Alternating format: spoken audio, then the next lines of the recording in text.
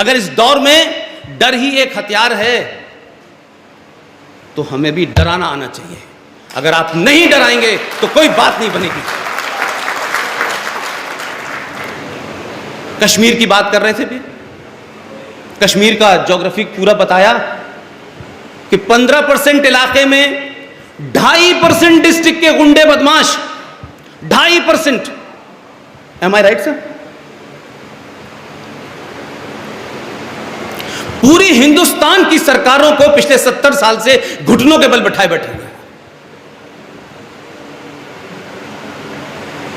क्योंकि कोई धमकी देता है, कोई मार देता है, कोई आग लगा देता है और आग वहां लगती है, कोई बॉम्बे में जला देता है, कोई कहीं जला देता है, लेकिन उनकी हिम्मत इसलिए बढ़ी कि यह समाज खामोश रहा।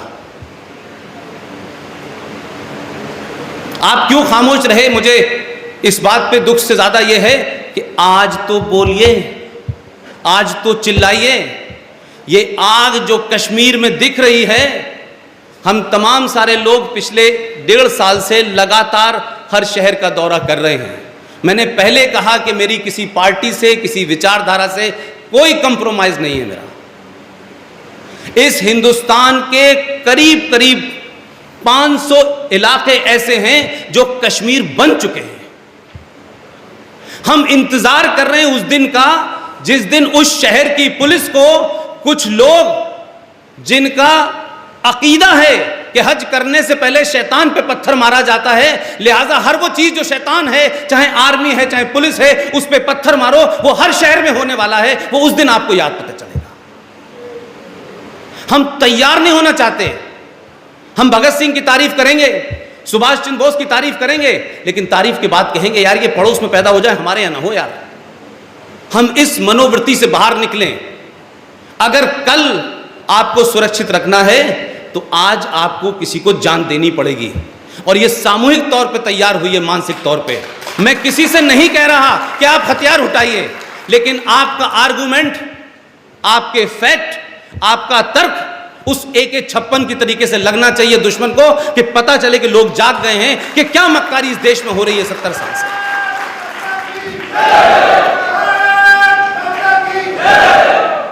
सरकारें आएंगी, सरकारें जाएंगी, ये नहीं रहेगी, कोई दूसरी रहेगी, ये रहेगी तो भी दूसरी रहेगी, तो ये सिलसिला तो चलता रहेगा।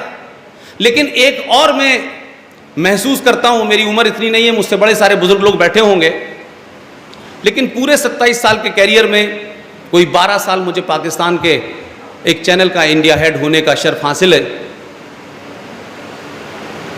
मुझे एक अजीब बात लगती है, क्या किसी देश की सरकारें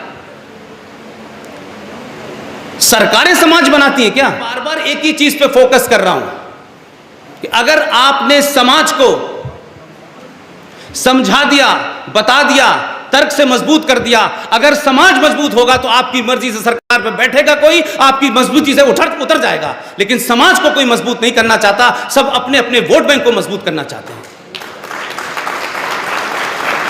और जानबूझ करके, बहुत सोच समझ के यह तय किया गया है कि सच बात बताओ मत, इधर उधर की बातें करते रहो, टेलीविजन पे डिबेट कर दो, 125 अरब की आबादी में कोई एक रेप हो गया, उसको राष्ट्रीय रेप बना दो, ऐसे ऐसे मुद्दे उठाओ जिसका कोई मतलब नहीं है, जिससे देश में थोड़ी देर के लिए तो कोई क्राइम हो सकता है, लेकिन वो इस देश की इतनी बड़ी समस्या नहीं है कि उसके ऊपर हंगामा हो रहा हो। इस देश में गौ रक्षक के बारे में बड़ी लोगों को चिंता है। मैंने एक डिबेट में कहा, कुछ लोगों ने कहा कि ये बात आपने जिस तरह से कही है हमने सुनी नहीं। मैंने कहा मेरी कोशिश है कि मैं अपनी बात को रखूं, क्योंकि सत्ताएं भी ये देखती हैं, और इत्तेफाक से इस वक्त तो डिजिटल मीडिया है, बड़े सारे चैनलों को मॉनिटरिंग की जा रही है।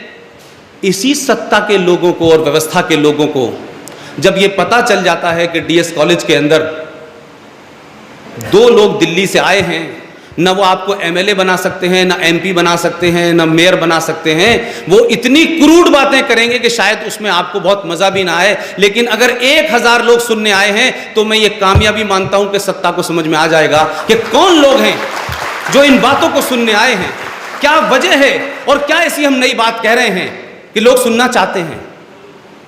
इस देश में कोई 50, 60, 100 मैक्सिमम ऐसी घटनाएं हुई होंगी, 100 मानता हूं मैं, कि जिसमें गो रक्षकों से हत्या हो गई होगी किसी की।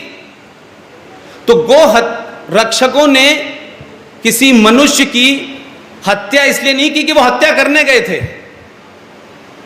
मैं उनकी हत्या को जस्टिफाई नहीं कर रहा हूं, मैं अपनी बात बता रहा हूं। 100 लोग भी मर गए होंगे अगर इस गोरक्षा के सिलसिले में राष्ट्रीय बहस छिड़ गई इस देश के अंदर। अशोक जी, इस देश की चेतना जाग गई, सड़कों पे लोग बैनर लेके खड़े हो गए। वो जो एक बॉलीवुड है फ्रॉड पूरा का पूरा, वो तख्ती लेके खड़ी हो जाती है हर बार। लेकिन इसी देश में 2 घटनाएं हुई हैं, लेकिन वो मेरे जीवन काल में हुई हैं। मैंने तो नहीं देखा उनको सेंसिटिविटी क्या थी, चाहे वो कोर्ट हो, चाहे वो अदलिया हो, चाहे वो पार्लियामेंट हो, मैंने नहीं वो देखी।